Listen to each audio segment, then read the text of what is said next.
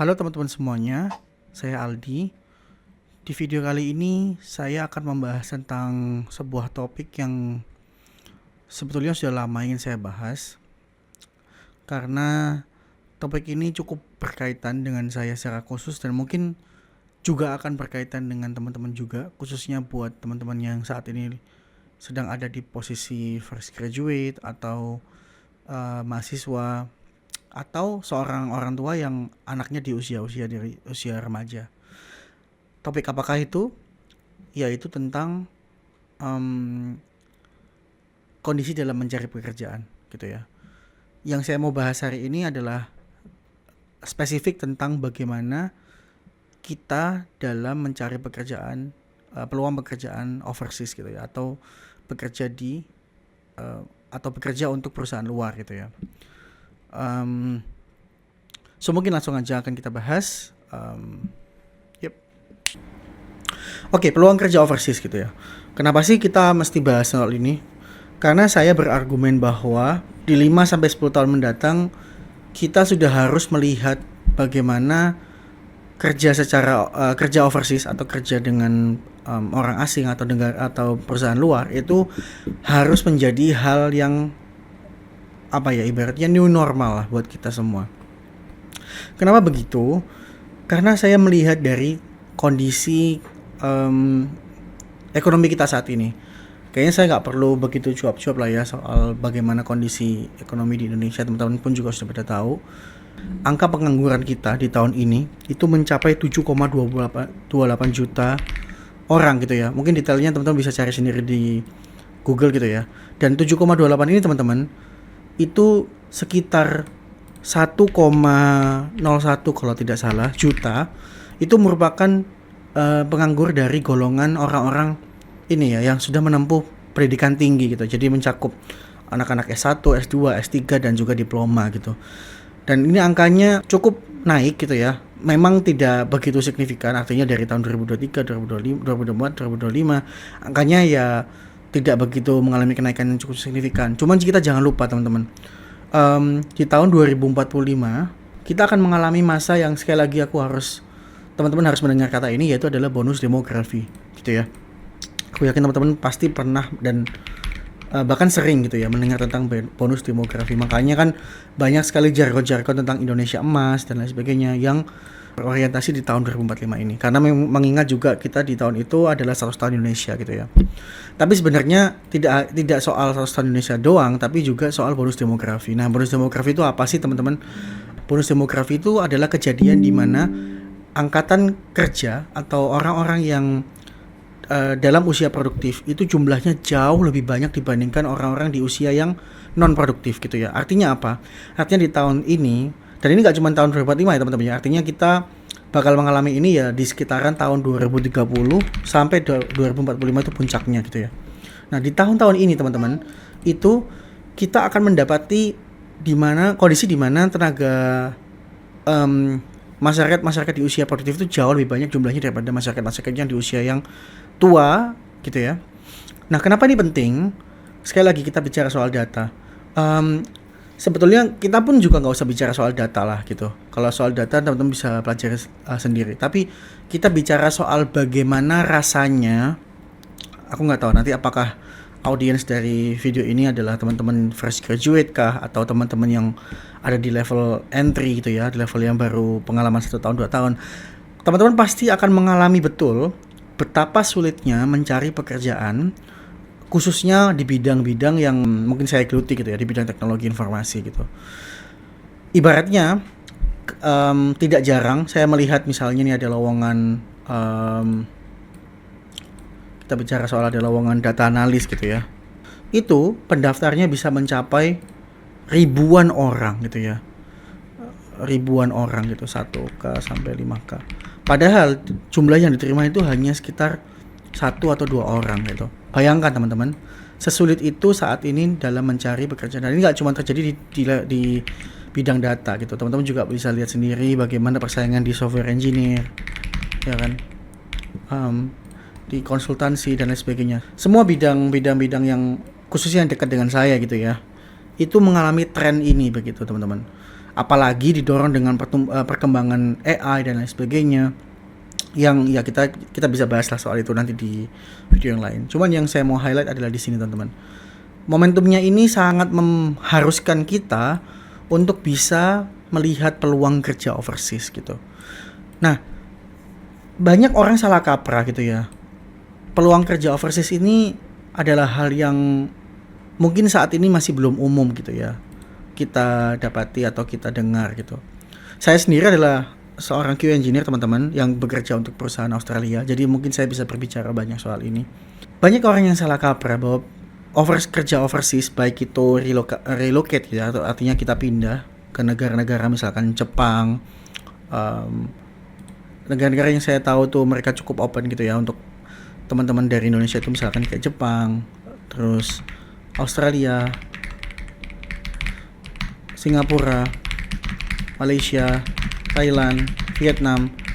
I think ini beberapa negara-negara yang memang cukup banyak gitu ya teman-teman kita atau mas mbak kita yang berkarir di sini gitu.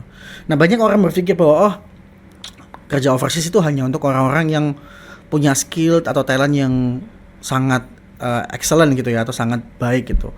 Padahal nyatanya tidak teman-teman. Sebenarnya kalau kita bicara soal peluang kerja overseas, itu kita mesti tahu gitu ya. Sebenarnya apa sih yang mendorong company-company di luar sana itu sehingga mereka itu mencari talent dari negara-negara lain gitu ya. Aku tidak bisa mengeneralisir, tapi aku akan coba untuk mencari benang merahnya gitu ya. Kalau kita bicara soal peluang kerja overseas teman-teman, sebenarnya ada beberapa faktor. Yang pertama, penduduk produktifnya minim. Ini terjadi misalnya di negara-negara Jepang, Korea, gitu ya. Negara-negara Eropa pun juga udah mulai, saya lihat teman-teman saya juga ada mulai berkarir di Eropa. Salah satu driving faktornya adalah penduduk produktifnya itu berkurang gitu teman-teman. Karena ya teman-teman tahu sendiri di mana saat ini banyak generasi-generasi tahun 97 ke atas itu lebih memilih untuk child free atau memiliki anak dengan jumlah sedikit. Itu sedikit banyak mempengaruhi produktivitas manusia ya di dalam negara-negara maju tersebut gitu. Satu faktor yang kedua adalah karena keterampilannya langka. Ini yang tadi ya mungkin kita bahas ya. Artinya faktor yang mendukung hire orang dari luar negaranya tentunya adalah keterampilannya jarang ditemui. Misalnya kita bicara soal AI engineer misalnya contohnya ya. Barangkali banyak company-company yang akhirnya memutuskan untuk meng-hiring dari luar negaranya ya karena sesusah itu untuk mencari talent yang bisa buat sebuah large language models yang bisa kompatibel untuk suatu perusahaan tersebut. Jadi ini contoh aja. Jadi maksudnya adalah ada aspek ini yang mendorong akhirnya company-company itu mencari talent-talent dari luar negeri gitu ya. Nah, yang ketiga, ini yang faktor yang sering orang banyak lupa. Apakah itu karena murah, teman-teman? Nah, ini penting ya, teman-teman. Kenapa? Karena kita bicara soal kalau misalkan, dan ini ya teman-teman, ini nggak semua aspek harus terpenuhi. Ada yang ibaratnya dua ini terpenuhi itu cukup. Artinya dia murah dan juga dalam lingkungan negaranya penduduk produktifnya minim gitu ya. Penduduk usia produktifnya minim. Ada juga yang dua ini, ada juga yang satu doang. Nah, yang aku mau bahas tentang spesifik di sini adalah tentang bagaimana kita bisa mengeksploitasi ini teman-teman, aspek murah ini. Suka atau tidak suka, mau tidak mau, memang tenaga kerja kita itu harganya ya atau value-nya memang lebih murah dibandingkan tenaga kerja di most of the countries yang mengimpor tenaga kerja tadi. Simply karena memang mata uang kita jauh lebih murah gitu ya. Nah, tapi teman-teman yang harus diingat di sini adalah murah bagi mereka itu bisa jadi cukup gede buat kita gitu. Saya sendiri pun juga mengalami itu gitu ya, dimana bagi mereka penghasilan saya itu mungkin hanya setengah atau sepertiga dari penghasilan karyawan berasal dari negara Australia sana. Tapi bagi saya itu nilainya sangat gede gitu loh. Nah, hal-hal seperti itulah yang bisa kita manfaatkan. Dan lagi teman-teman, aspek ini tidak selalu harus diikuti dengan keterampilan yang langka. Aku tidak bilang bahwa teman-teman tidak harus punya keterampilan ya. Yang aku bilang adalah sebetulnya dalam realitanya yang aku alamin, pekerja-pekerja overseas ini memiliki keterampilan yang nggak jauh beda dengan orang-orang native di sana gitu loh. Nah ini yang orang-orang sering melewatkan gitu. Artinya apa sih sebenarnya? Kembali ke tadi ya, kita menghadapi situasi di mana kita tahu nih 10-15 tahun ke depan kita akan menghadapi kondisi di mana orang-orang usia produktif itu jumlahnya sangat banyak. Dan kita tidak bisa hanya mengandalkan kemampuan negara kita untuk bisa menyerap tenaga kerja tersebut gitu ya. Yang mana akhirnya mendorong kita untuk bisa melihat peluang kerja secara overseas gitu. Dan peluang kerja secara overseas ini ada beberapa faktor. Ini faktor yang tidak bisa kita kontrol. Tapi dua ini bisa kita kontrol. Either teman-teman upskill teman-teman sehingga teman-teman punya kemampuan yang cukup eksklusif dan cukup distintif ya, atau kemampuan yang sangat spesial gitu ya. Atau teman-teman mengakses ini gitu. Nah, murah ini tentunya tidak semua orang bisa mengakses juga. Apa sih sebenarnya bariernya gitu ya? Apa sih Mas sebenarnya bariernya kita dalam bisa bekerja secara overseas? Satu teman-teman, yang paling utama yaitu adalah bahasa. Ini sangat penting sekali. Aku bisa bilang ini penting sekali. Kenapa ini penting? Karena banyak banget orang Indonesia yang aku amati itu belum bisa, sayangnya belum bisa berbahasa internasional yaitu bahasa Inggris dengan cukup gitu ya. Artinya cukup itu cukup untuk keperluan profesional gitu. Padahal secara skill mereka bagus gitu loh. Aku tidak jarang menemukan rekan kerjaku di company dulu aku bekerja di perusahaan IT terbesar di Indonesia. Itu ketika dibandingkan dengan orang-orang dari Australia, orang-orang Indonesia lebih pintar gitu loh. Sebenarnya mereka lebih pintar. Tapi kalau misalkan mereka dihadapkan dengan peluang kerja overseas, belum tentu mereka bisa bekerja di sini gitu, atau belum tentu mereka bisa mengambil peluang itu karena kendala bahasa. Jadi maksud saya adalah ini sekarang kita ada di tahun 2025. 2030 ini ada 5 tahun lagi. Mungkin buat teman-teman di sini yang menonton video saya dari usia SMA atau dari usia kuliah gitu ya, atau seorang bapak yang sedang memiliki anak di usia remaja, penting sekali untuk segera menyiapkan kita semua untuk bisa berbahasa internasional gitu ya, bahasa Inggris gitu ya. Seringkali saya dapati teman-teman di Indonesia itu masih sering ibaratnya nggak suka lah gitu dengan orang-orang yang sok keminggris gitu atau apapun. Nah itu budaya-budaya itu harus segera kita hilangkan teman-teman.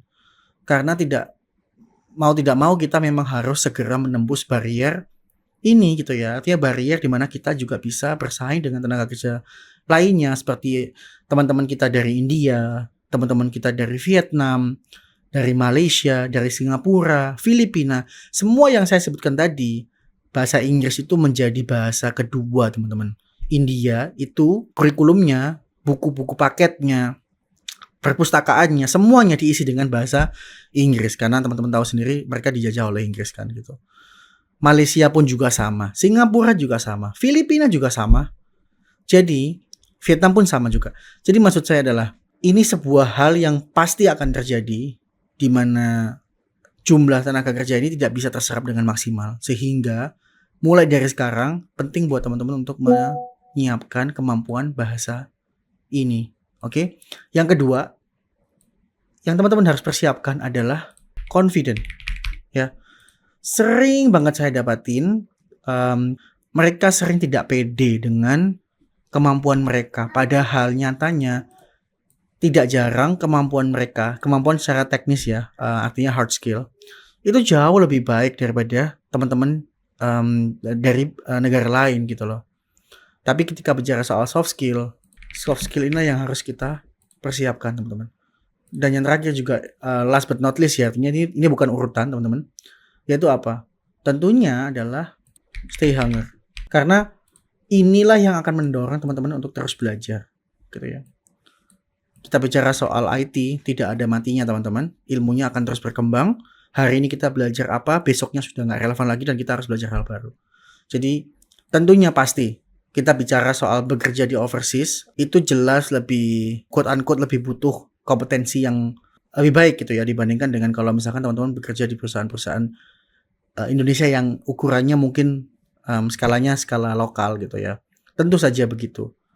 Tapi percayalah bahwa tidak butuh keterampilan yang super duper jago untuk bisa menembus barrier overseas ini, teman-teman.